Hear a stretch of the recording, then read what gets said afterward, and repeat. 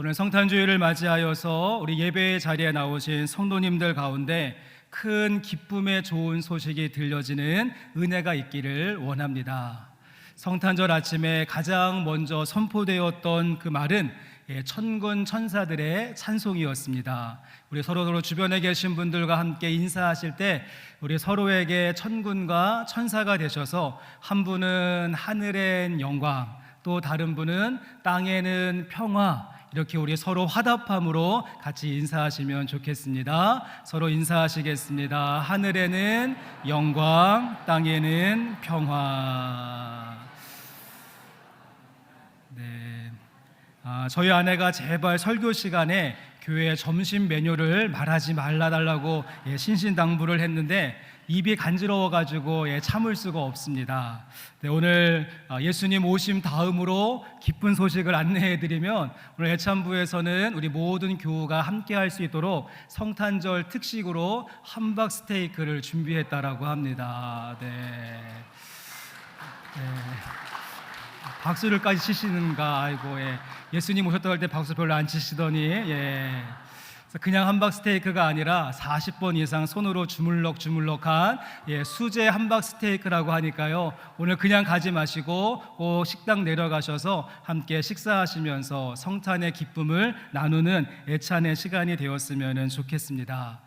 또한 돌아오는 수요일 성탄절 당일에는 오전 11시부터 성탄 축하 예배와 함께 우리 교회학교 아이들이 준비한 성탄 축하 발표회의 시간이 있습니다. 온 가족이 함께 참석하셔서 영광과 평화로 하늘과 땅을 연결하는 축복의 시간 되실 수 있기를 원합니다. 오늘 저희가 함께 읽으신 본문의 말씀은 이제 예수님이 오시기 전에 700년 전에 활동했던 이사야가 이 땅 가운데 예수님과 메시아가 오시는데 그분은 어떠한 모습으로 오실 것인가 미리 예언해주고 알려준 그런 본문의 말씀입니다. 우리 말씀 가운데 이사야서 9장 6절의 말씀을 다시 한 번만 같이 읽어보시면서 우리 주님께서 어떠한 모습으로 오실 것인가 같이 한번 살펴보기를 원합니다. 함께 읽겠습니다. 이는 한 아기가 우리에게 낳고 한 아들을 우리에게 주신 바 되었는데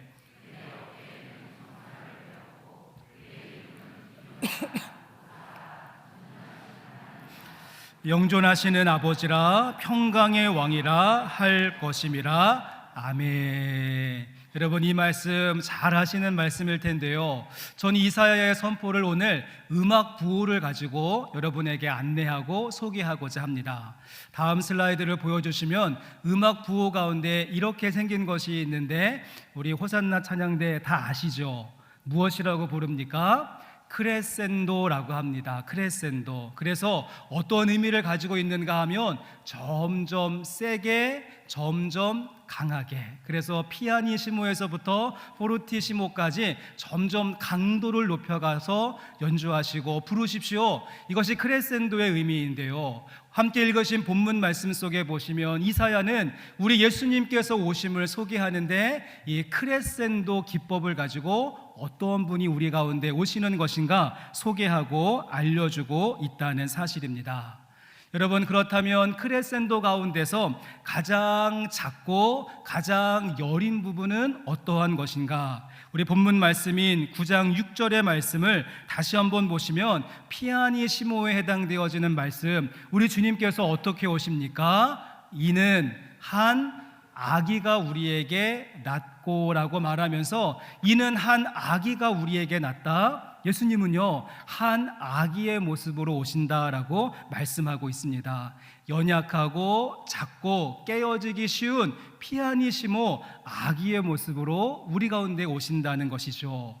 물론 이 6절 말씀, 이 6절 말씀 후반부에 보시면 하나님의 속성을 의미하는 어마어마한 표현들이 뒤에 나오게 되어집니다. 나중에 보시겠지만 예수님은 어떠한 분이신가? 기묘자와 모사라 원더풀 카운셀러가 되신다. 전능하신 하나님 마이티 가시라고 이야기하고 영존하시는 아버지 에버레스팅 파더리라고 말하면서 또 평강의 왕 킹 오브 피스라고 말하면서 그 하나님만 가지고 계시는 놀라운 속성을 뒷부분에 이야기하지만 오늘 말씀 가운데 이사야는 그런 하나님의 모습을 소개하기 전에 먼저 주님은 우리 가운데 어떠한 모습으로 오시는가? 한 아기의 모습으로 오실 것이다. 그 이유는 무엇인가 하면 이 어마어마한 표현을 가지고 오시면 우리가 감당할 수 없고 담아낼 수 없으며 그 앞에 온전하게 설 수 없기 때문에 예수님은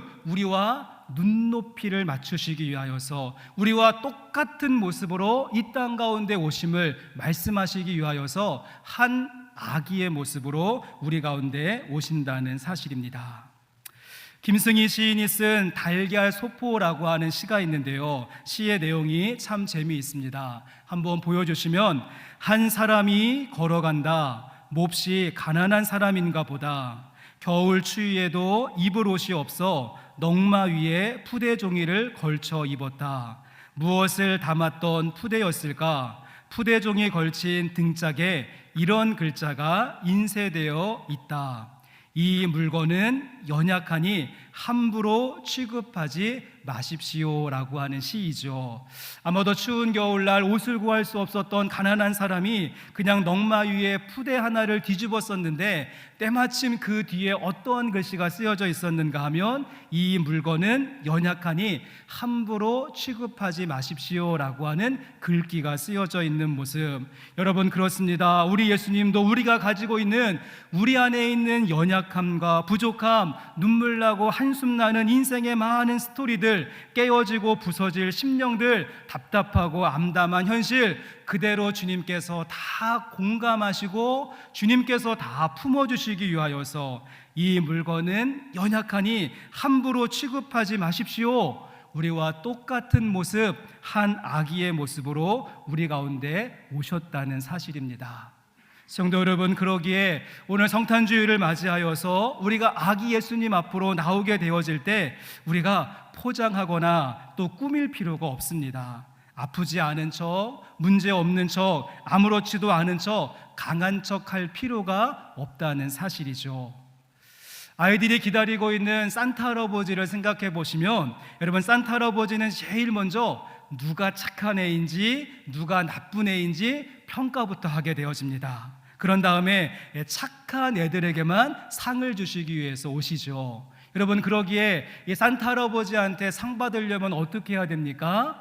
착한 일을 많이 해야 되고 절대로 울면은 안 됩니다. 또한 산타 할아버지는 너무 바쁘시고 지금이 대목이기 때문에 그냥 우리 마을을 하루 거쳐서 지나가는 손님과 같은 모습입니다. 하지만 이에 비하여서 성탄절의 주인공이 되시는 예수님은 어떠십니까? 누가 착한 애인지 누가 나쁜 애인지 상관하지 아니하시고 모든 사람을 구원하시기 위해서 이 땅 가운데 오셨습니다. 특별히 우리 가운데 아픈 애들, 또 힘든 애들, 연약한 애들, 그러한 애들 주님께서 보듬어 주시기 위해서 이 땅 가운데 오셨기에 여러분, 성탄절에 울어도 괜찮습니다. 또한 선물을 주시는 분이 아니라 선물 자체로 우리 가운데 오셨기 때문에 하루 지나가는 손님이 아니라 임마누엘, 우리와 함께 거하기 위해서 이 땅 가운데 오신 분이시기에 우리는 조급한 마음을 가질 필요가 없다는 사실입니다. 함께 예배하는 성도 여러분, 여러분의 지금 마음과 또 삶의 현장 속에 아픈 상처를 가지고 계십니까? 하염없이 눈물 나는 사건을 만나셨습니까? 속이 시커멓게 타들어가는 어려움 가운데 계십니까? 암담한 진단을 받으셨습니까? 거절과 그러한 외면의 상처가 여러분의 삶에 깊숙이 뿌리내려 있습니까? 깨어진 관계로 인하여서 지금도 마음 아파하고 계십니까? 소망하기는 여러분이 어떠한 형편과 처지와 모습 가운데 있든지 그 모습 그대로 산타 할아버지를 찾는 것이 아니라 아기 예수님 앞으로 나올 수 있는 저와 여러분의 모습 되기를 원합니다. 다음 슬라이드를 보여주시면 외국에서 소포를 받는 경우에 이러한 스티커가 붙어 있는 것을 보신 적이 있으실 겁니다. 깨어지기 쉬운 그런 뜻을 가지고 있는 프라질이라고 하고요. 발음을 세게 하면 우라질이 되기도 하죠.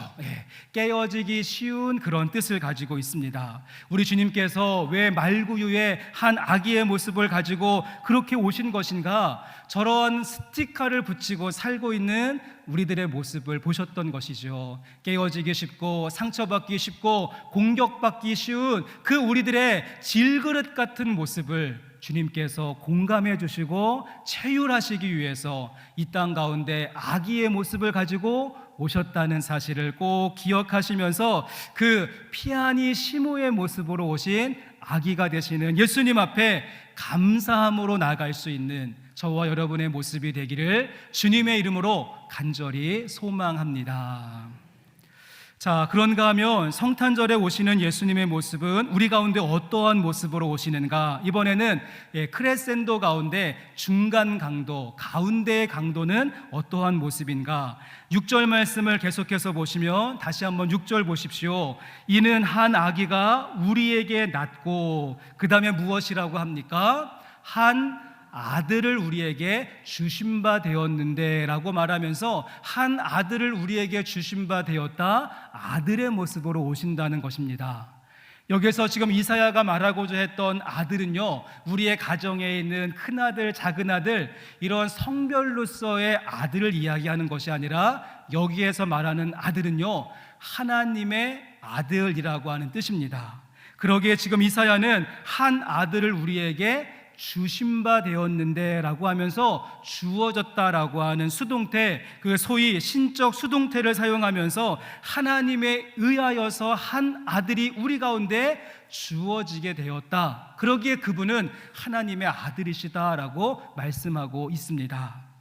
앞에서 말씀드렸던 한 아기가 우리에게 낳았다라고 하는 표현은요, 예수님의 인간적인 기원에 대해서 이야기하는 것이라고 한다면, 그래서 어머니의 자궁을 통하여서, 어머니의 몸을 통하여서 이 땅 가운데 오게 되어지는 인간적인 모습을 강조하는 표현이라면, 또 한 가지 한 아들을 우리에게 주신 바 되었는데 라고 하는 표현은 예수님의 신적인 기원에 대한 표현으로서 예수님은 하나님의 아들로서 우리 가운데 오셨습니다.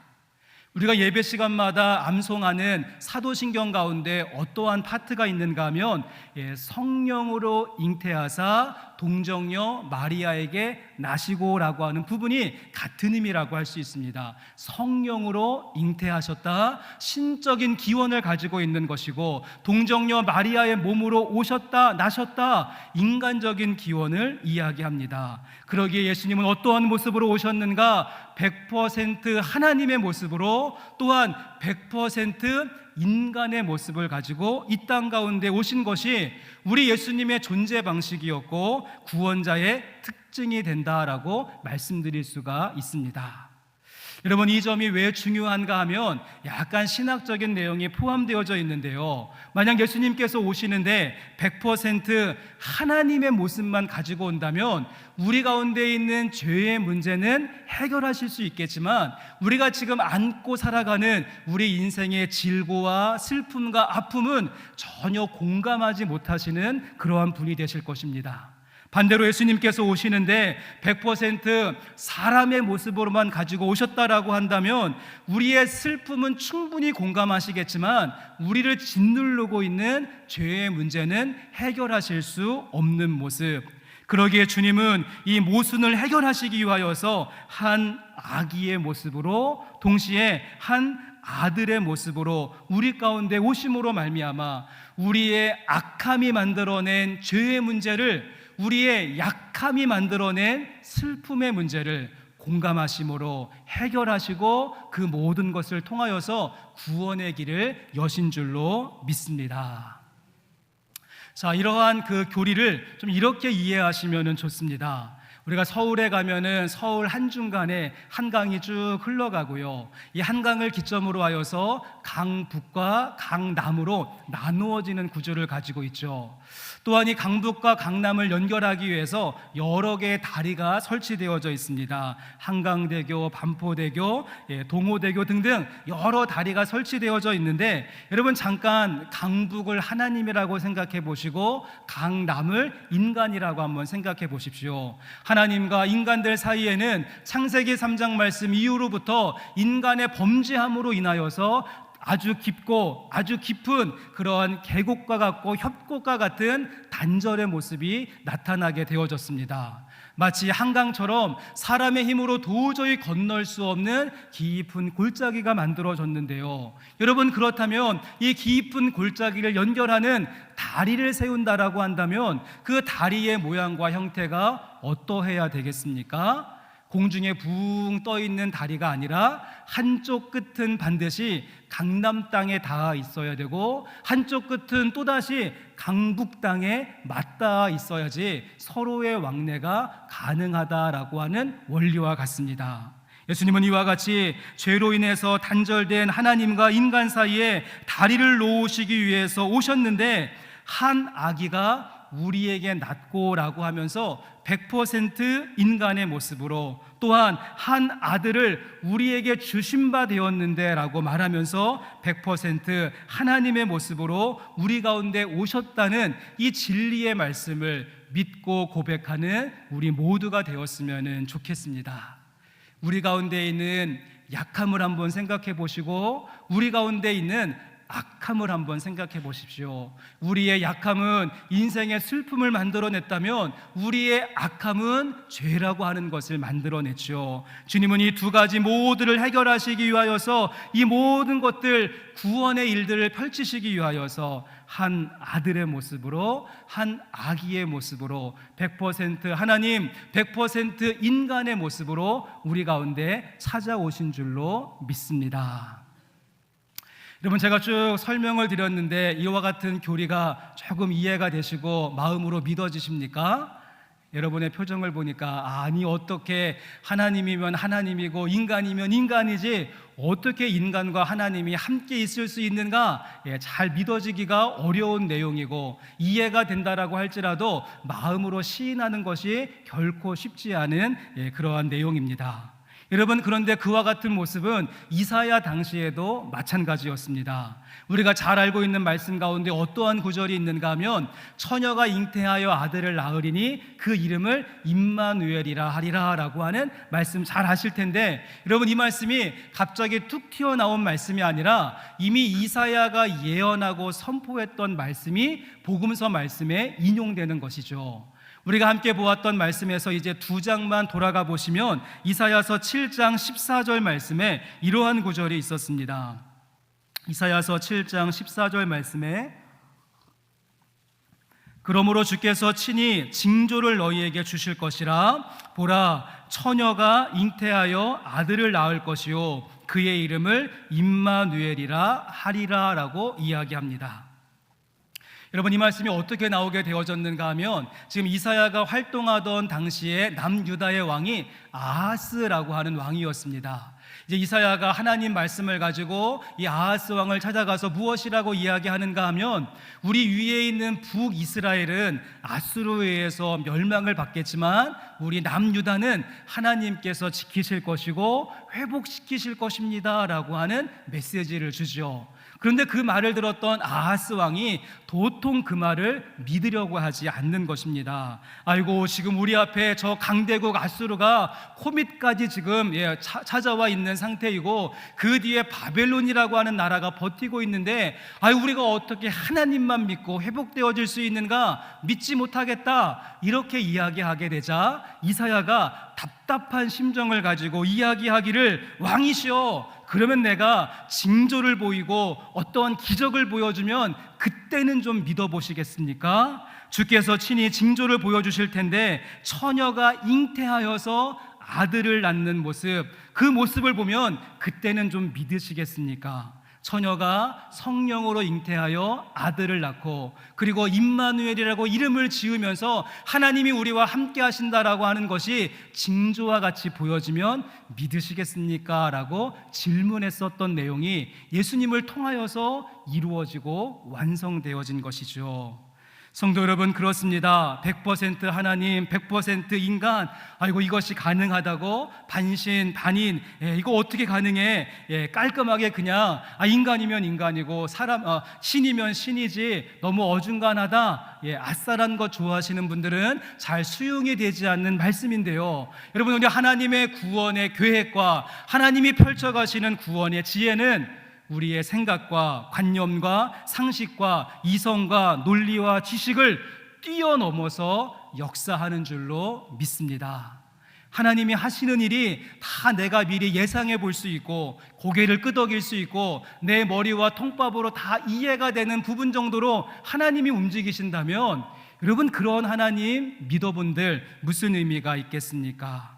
그러기에 내가 이해가 되어지면 예수님 믿겠습니다 라고 하는 신앙의 자세가 아니라, 우리가 먼저 믿음을 고백하게 되어질 때 한 걸음 한 걸음 더 깊이 있게 알아가게 된다는 사실을 꼭 기억하시면서, 참 하나님의 모습으로, 참 인간의 모습으로, 한 아기의 모습으로, 한 아들의 모습으로 오신 이 하나님의 구원의 경륜을 다시 한번 바라보시면서 그 주님의 높고 위대하심을 찬양하며 나가실 수 있는 이번 성탄 시즌이 되시기를 주님의 이름으로 간절히 소망합니다. 자, 그런가 하면 또 한 가지, 이제 크레센도 가운데서 가장 강하게 포르티시모에 해당되어지는 말씀을 보시면, 우리 6절 말씀 다시 한 번만 같이 읽어보시겠습니다. 이는 한 아기가 우리에게 낳고 한 아들을 우리에게 주신 바 되었는데, 그의 어깨에는 정사를 메었고, 그의 이름은 기묘자라, 모사라, 전능하신 하나님이라, 영존하시는 아버지라, 평강의 왕이라 할 것임이라. 아멘. 여러분, 이번에 이사야가 이 땅 가운데 오시고 성육신하시는 예수님을 어떻게 표현하고 있습니까? 한 아기가 될 뿐만 아니라, 한 아들이 되실 뿐만 아니라, 그 다음 표현은요, 그의 어깨에는 정사가 메었다라고 이야기합니다. 그의 어깨에는 정사가 메었다. 조금 어려운 표현인데요, 이 정사라고 하는 말의 영어 성경을 보시면 더 government라고 하는 말을 씁니다. government. 우리가 정부를 의미할 때 government라고 하는 말을 쓰는데, 그 앞에 더라고 하는 정관사를 붙여서 인간의 흥망성쇠 가운데 있는 어떠한 나라의 정부가 아니라 절대 정부, 가장 높은 최고의 정부. 그래서 어떠한 계엄령이 있고 어떠한 쿠데타가 있어도 결코 무너지지 않는 거버먼트, 그러한 권세와 정사를 주님께서 어깨에 메시고 이 땅 가운데 오신다라고 말씀하시는 줄로 믿습니다. 여러분, 그러기에 예수님 마국간에 태어난 아기의 모습이라고 해서 우습게 보거나 얕잡아 보지 말라는 것이죠. 이제 그분께서 그 어깨의 정사와 그 권세를 가지시고, 이제는 기묘자와 모사의 모습으로, 전능하신 하나님의 모습으로, 영존하시는 아버지의 모습으로, 평강의 왕의 모습으로 이 땅을 통치하시고 다스리시기 위해서, 우리의 삶을 주관하시기 위해서 우리 가운데 오신다라고 크레센도로 말씀해주고 있다는 사실입니다. 여러분, 그러기에 동방의 박사들이 별을 보고 먼 길을 찾아와서 그 말구 위에 누워있는 예수님을 보고는 아이고 갓난애기네, 번지수 잘못 찾았나 봐, 실망하고 돌아간 것이 아니라, 그분 안에, 그 아기 안에 하나님의 아들의 모습이 있고, 그 아기 안에 어깨에 정사를 맨 통치가 있는 것을 보고는 그들은 황금과 유향과 모략을 드리며 주님 앞에 경배하고 예배할 수 있었던 것이 아닐까요? 이번에는 이사야서 9장 6절의 말씀을 여러분 세번역 말씀으로 한번 보시면 좋겠습니다. 세번역 말씀을 보여주시면, 한 아기가 우리를 위해서 태어났다, 우리가 한 아들을 모셨다. 그 다음 보시면, 그는 우리의 통치자가 될 것이다. 그의 이름은 놀라운 조언자, 전능하신 하나님, 영존하시는 아버지, 평강의 왕이라 불릴 것이다 라고 말하면서 어깨에 정사를 메었다라고 하는 말씀을 세번역은 그는 우리의 통치자가 될 것이다 라고 말씀하고 있다는 것입니다. 그 어깨에 정사와 권세와 거버먼트를 짊어지시고 이 땅 가운데 오셔서 모든 것을 다스리시고 통치하시는 하나님, 오늘 본문 말씀 가운데 나중에 7절 말씀을 깊이 묵상해 보시면, 그래서 통치하고 다스리신다, 권세를 가지시고 정의와 공의로 다스리시고 하나님의 열심으로 책임지신다라고 하는 말씀이 7절 말씀 가운데 계속 이어지게 되어집니다. 여러분, 그러기에 성탄절의 진정한 의미를 깨닫고 아기가 되시고 아들이 되실 뿐만 아니라 권세를 가지신 주님의 모습을 온전하게 아는 성도라고 한다면, 우리는 동방의 박사들처럼 주님께 예물을 드리며 예배할 뿐만 아니라 그 권세와 그 정세 앞에 우리의 모든 것을 내려놓으며 주님의 통치와 다스림을 받아야 될 줄로 믿습니다. 저는 가끔씩 텔레비전 프로그램 가운데 골목식당이라고 하는 것을 보는데요, 여러분, 골목식당 어떠한 의도를 가지고 만들어지는 그런 프로그램인지 잘 아시죠? 그래서 죽어있는 골목의 상권을 다시 한번 좀 회복하기 위해서 백종원이라고 하는 분이 가서 이제 여러 가지를 가르쳐 주기도 하고 비법을 전수해 주기도 해서 그 골목의 상권을 살리는 그런 프로그램인데, 와, 매스컴의 파워가 얼마나 정말 대단한지, 완전히 죽어가는 식당이었고 막 팔이 날리고 임대료 내지 못하던 그런 식당이 텔레비전에 한번 나오고 나니까 줄을 쭉 서는 그런 모습을 보게 되어집니다.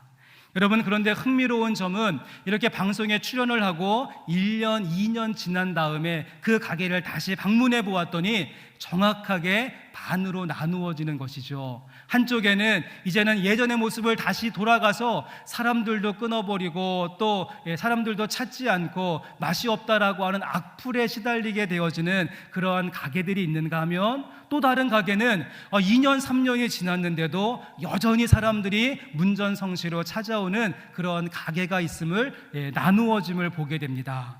그 극명한 차이점은 무엇인가 보았더니, 이 안 되는 가게는요, 이 백종원 씨하고 찍은 사진만 크게 붙여놓고 텔레비에 나왔던 가게입니다라고 하는 간판만 내세울 뿐이지, 그들이 만드는 그 음식에는 그 가르쳐 주었던 비법과 그 레시피가 적용되지 않고 이전에 만들던 방법 그대로 또 만들다 보니까 사람들의 발길이 끊어지는 모습이었습니다.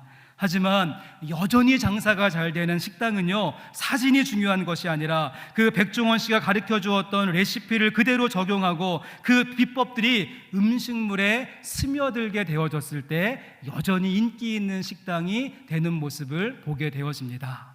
저는 목사인지라 또 골목식당을 보면서 무릎을 쳤습니다. 아, 그렇구나. 진정한 그리스도인의 모습은 여기에 명찰 달았다라고 해서, 옆구리에 성경책 꼈다고 해서, 우리 집에 있는 거실과 방마다 예수님 액자 붙여놓았다라고 해서 그것이 그리스도인의 징표가 아니라, 어떠한 모습이 필요한가 하면 어깨에 정사를 메신 그 거버먼트를 가지신 그 주님 앞에 우리가 다스림을 받기 시작할 때, 그 주님의 통치가 우리의 삶 가운데 스며들고 그 주님의 숨결이 우리의 삶을 가득히 채우고 우리의 가정과 일터와 비즈니스와 교회 공동체 가운데 말로만 주님이 다스리십니다 이렇게 선포하는 것이 아니라, 그 이 땅에 오신 예수님이 선포하신 말씀이 내가 결정을 내리고 내가 선택을 하고 내가 말을 하고 내가 행동을 하고 내 머리와 내 의식 가운데 깊이 뿌리 내리고 있을 때, 한마디로 말해서 그리스도의 통치가 구현되어질 때 우리는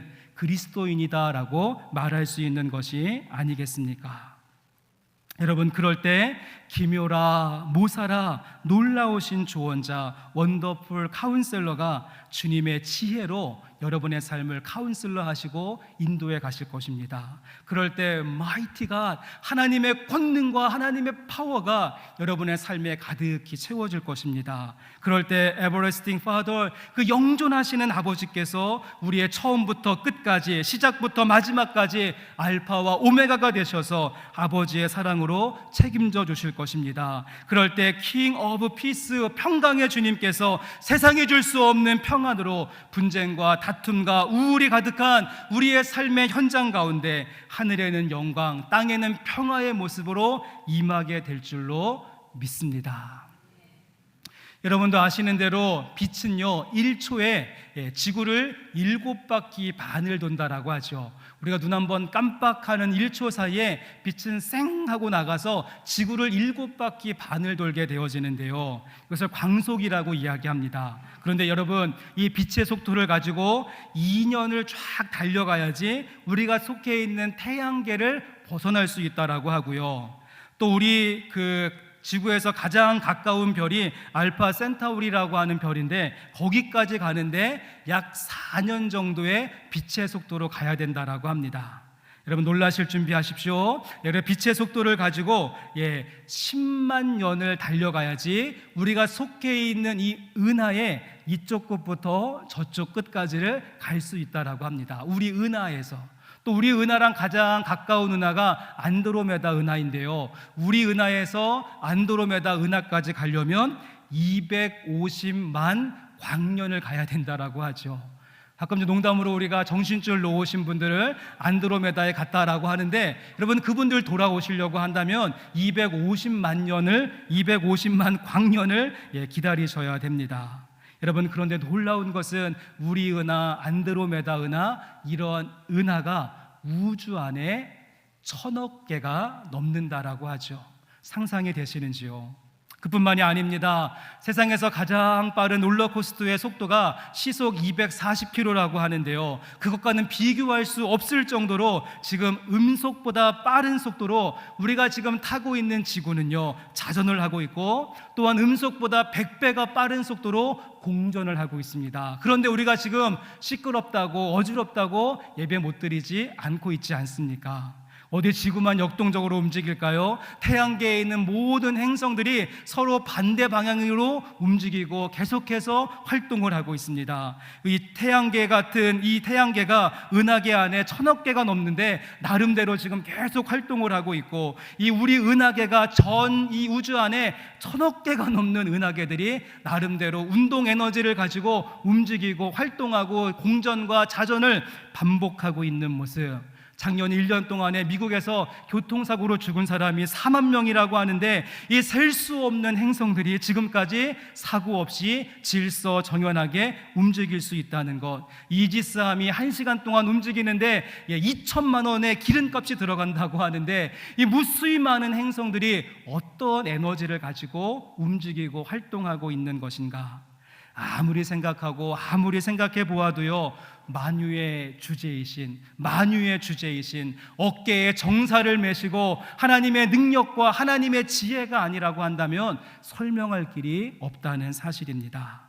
성도 여러분, 소망하기는 그 광활한 우주를 다스리시는 주님께서 우리 한 사람의 인생, 여러분의 모든 인생길 통치하시고 다스리시는 것 일도 아닐 것입니다. 다시 한번 어깨에 정사를 메시고 이 땅 가운데 오시는 예수님 앞에 예배하고 경배할 뿐만 아니라 그분의 온전한 통치와 다스림이 내 삶 속에 구현됨으로 말미암아 장사가 잘 되는 골목 식당과 같은 인생길 되시기를 다시 한번 주님의 이름으로 간절히 소망합니다.